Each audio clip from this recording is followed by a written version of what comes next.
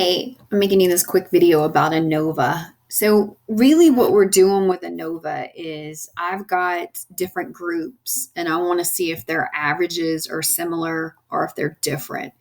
They do this a lot in education if I want to compare different classes of, like, say I have a class that's online, one that's an e-classroom, and one that's face-to-face, and I want to see how they did overall.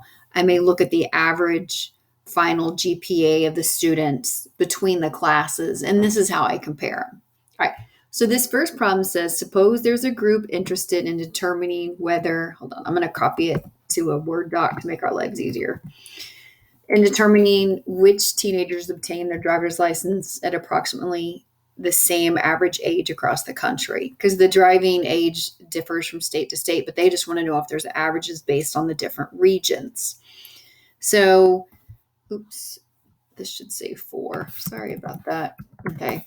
So what they're doing is we're looking at the Northeast, South, West, and Central, and we're looking at the average age or the ages that we were given for each region. And then they want to use the level of significance of 0.10. Again, how can I tell this is an ANOVA? Okay, my first step is I have different groups. We call them factors. And I have within these groups, these different groups, I want to know if the groups are similar through an average. I'm comparing average ages in this one. Okay, so that's how I know. All right, so that helps me know it. It's different from chi-squared.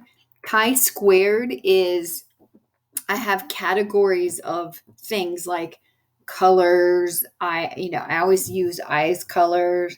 I use a lot of times we do like, I'm trying to think. Sometimes we use them with Likert scales, like how do you feel, good, bad, indifferent, those kind of things. We can see the differences in them. All right. So I'm going to go back to my question, and it says, all right, first question is, what is my null hypothesis? Okay. Well, remember your null hypothesis is, again, if I turn null over on its side, the word, I get the equal sign. So for this one, your HO is going to be all the average ages are the same regardless of region.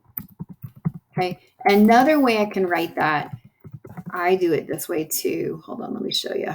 It's a little crazy, but I think of it this way. Okay, so the mean of the Northeast, and I'm going to put the little in there to do that, equals the mean, and I'll make it bigger in just a second. Mean of the South equals the mean of the West equals the mean of the Central. Okay. That to me, let me make it bigger because it's really small. That to me makes better sense. So what am I saying? I'm saying that the average ages of the Northeast equal the average ages of the South, equal the average ages of the West, equal the average ages of the Central region. Okay. They're not all going to be the exact same, but when I take these averages within each group, remember, when you take the average, you can also get the standard deviation and the variances. That's why it's called an ANOVA. So they're going to look at those averages and compare them to each other. And they're also going to look at the variance, which is only the standard deviation squared. So that's where it gets that crazy name. Okay, so I've got my null hypothesis. So I'm going to go back here and I'm going to say here. So then, of course, my alternative would be the difference. So again, for the alternative, and I'll push this back up, my HA is going to be that at least one region has a different average age. Okay, so why would I say that? Okay, so they could all be different. One could be different, two could be different, but that catch is that at least one region is different, because it only takes one for the ANOVA to say, hey, they're not all equal. So that's how you think about it. Okay, so I'm going to go back here and I'm going to choose this one. Okay, so now it wants the test statistic and all that. All right, so what I'm going to do is, let's see if it'll work for me. It worked for me earlier. Okay, I'm going to go here. I'm going to come from the bottom and grab these numbers. Oops. I don't want the words, but what I'm going to do, I'm going to do this. I'm going to go into mini tab and I'm going to use spaces as delimiter and it put it in there for me. So remember, this was my northeast. Oops.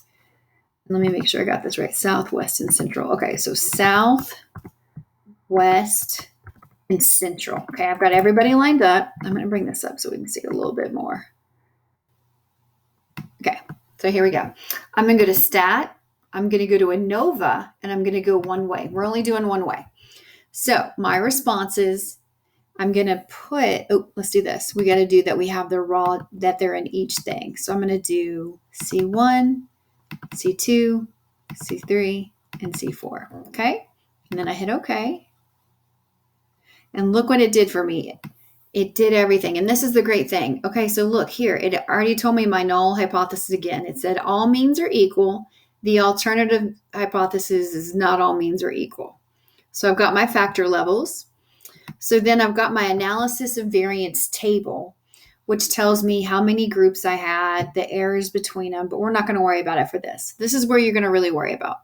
My F value is 2.65. So I'm going to put this here. Oops, it's my thing. So I'm going to put here is 2.65. That's all that means. That's my F value. But now it wants my P value. So my P-value is 0.096. So I'm going to put that in there. How many decimal places is it wants? 0.096. All right. And now it wants me to conclude. All right. So remember, I'm going to go back here. And I've got my level of significance. So remember, I'm going to do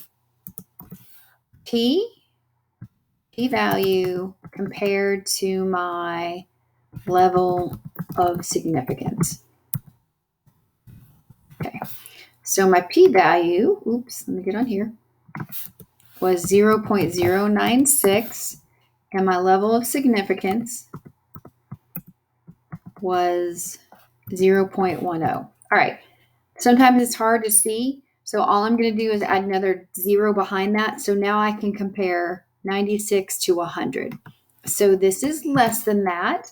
So remember, people eat fish from the River Nile. If your p-value is less than your level of significance, you are going to reject the null, okay?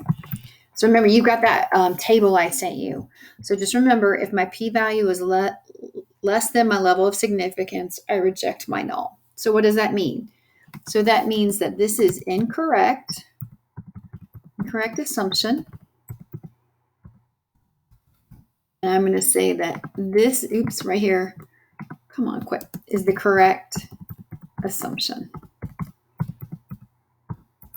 Okay, so there I have it. All right, so now I know that at least one region has different ages. And I'm thinking it's probably the West that is throwing everything off because those ages are so high.